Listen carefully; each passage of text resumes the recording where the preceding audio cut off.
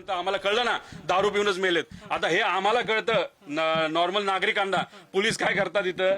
Police म्हणजे कुठं ना कुठंतरी पाठराखण करतात कोणाची तरी. आणि एक गोष्ट एक आहे की याच्यामध्ये एक गुन्हेगार स्वतःहून पोलिसांच्या ताब्यात गेलाय.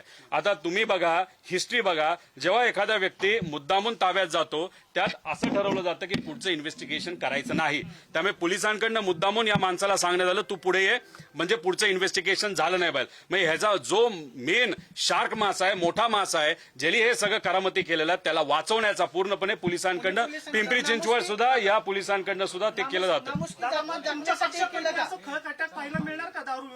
नाही, आता करावं लागेल ना. अशा पद्धतीने जर घाणेरडी दारू येऊन लोक मरत असतील आणि त्याच्यात सामान्य लोकांच्या, आता मी म्हणजे तिकडं पिंपरी चिंचवडला अमोल कोल्हे साहेब तिथं आहेत, आम्ही इथं आहोत, आमचे सगळे पदाधिकारी इथं आलेले आहेत. आम्ही कुठं ना कुठेतरी ही भूमिका घेत आहोत, कारण रस्त्यावर तर उतरावं लागेल. आता इथे असणारे सत्तेतले नेते नाही तर इथले आमदार काय करतात हे बघावं लागेल.